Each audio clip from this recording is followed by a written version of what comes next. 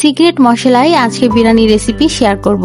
এতদিন তো আমি অনেক রেসিপি বিরিয়ানি শেয়ার করেছি, তবে প্রপারলি আমি যে সিক্রেট মশলাটা অ্যাড করি সেইটা কখনোই দেখাইনি। আজকে দেখাবো একটা সিক্রেট মশলা দিয়ে কিভাবে আমি বিরিয়ানিটা তৈরি করেছি। আর দেখতে কি লোভ লাগছে না? এটা দেখতে যেমন লোভনীয় হয়েছে, খেতে তার থেকে বেশি মজা হয়েছিল। যাই হোক, আজকে বিরিয়ানিটা করেছিলাম চিকেন বিরিয়ানি। বিরিয়ানি তো অনেক রকম করে রান্না করা যায়, আজকে একটু অন্যরকম করে রান্না করব। সাথে আমি যে সিক্রেট মশলাটা দিই সেটাও শেয়ার করব। আমি এখানে 1 কেজি পরিমাণ মুরগির মাংস নিয়েছি। মুরগির মাংসগুলাকে রেগুলার সাইজ থেকে একটু বড় করে কেটেছি, যাতে মন প্রাণ ভর্তি করে এক পিসেই মাংস দিয়ে বিরিয়ানি খাওয়া হয়ে যায়।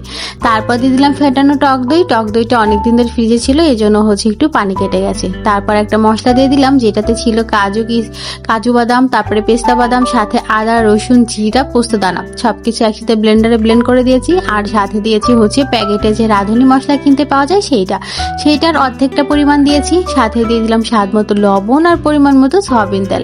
এবার সব কিছু সুন্দর করে হাতে ভালো করে মেখে এটাকে আধা ঘন্টা রেস্টে রেখে দেবো।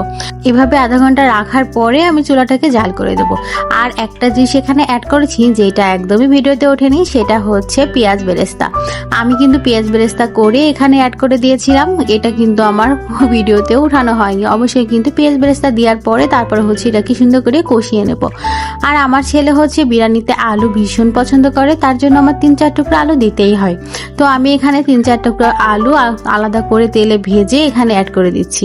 এবার সবকিছু একসাথে সুন্দর করে কষিয়ে নিয়েছি। যখন তেল ছেড়ে দিয়েছে তখন আমি কষানো কিন্তু থামিয়ে দিয়েছি। আমার মাংসটা কিন্তু 80% সিদ্ধ হয়ে গেছে। এবার বেশ করে আমি পেঁয়াজ বেরেস্তা করে নেবো। পেঁয়াজ বেরেস্তা না দিলে কিন্তু বিরিয়ানি টেস্টি আসে না।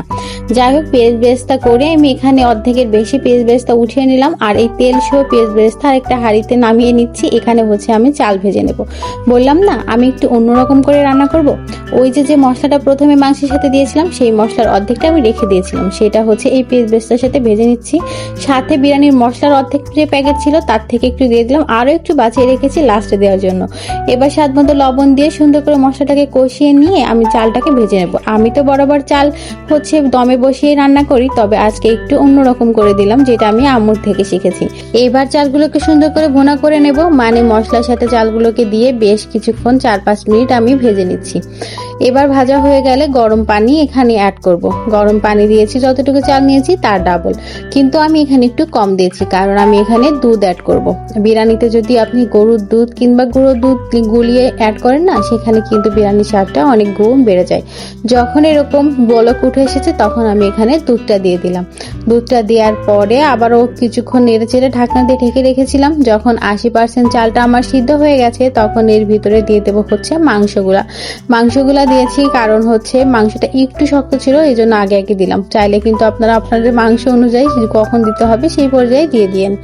এরপর সিক্রেট মশলাটা রেডি করার পালা। আমি যেভাবে বিরিয়ানি রান্না করি না কেন, সিক্রেট মশলাটা কিন্তু দেবো। সে দমে করি আর এমনিতেই করি। প্রথমে পেঁয়াজ বেরেস্তা করে নিয়েছিলাম, সেটার ভিতরে দিয়ে দিলাম রাঁধুনির যে প্যাকেটের মশলা ছিল তার কিছুটা।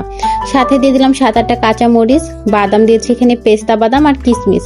আর সাথে দিয়ে দিলাম গুঁড়া দুধ চামচ ভর্তি করে, আর 1 চামচ ভর্তি করে চিনি।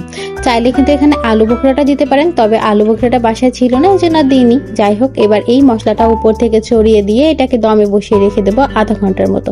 একদম চুলার লো ফ্লেমে করে আধা ঘন্টার জন্য এটাকে দমে রেখে দিলে আমার বিরিয়ানি কিন্তু রেডি হয়ে যাবে। একদম গরম গরম উপর থেকে ঘি ছড়িয়ে দিয়ে প্লেটে সুন্দর করে সাজিয়ে পরিবেশন করলে খেতে যা দারুণ লাগে না, কি বলবো। আর আপনারা চাইলে কিন্তু কুরবানিদের সকালবেলা এরকম মজা করে চিকেন বিরিয়ানি রান্না করে খেতে পারেন, আর দুপুরবেলা হাম্বা। যাই হোক, শেয়ার করে রেখে দেবেন, যাতে ঈদের দিন আপনারা অবশ্যই এইভাবে করে একবার হলেও ট্রাই করতে পারেন। আর দেখলে লোভ লাগছে না, আর বিরিয়ানিটা খেতেও কিন্তু মাশাআল্লাহ অনেক মজা হয়েছিল। এভাবে করে একবার হলেও ট্রাই করবেন। আর নেক্সট ভিডিওতে আপনাদের সাথে আবারও আমার দেখা হয়ে যাবে। ততক্ষণ পর্যন্ত আমার পেজের সাথেই থাকবেন। ধন্যবাদ সবাইকে।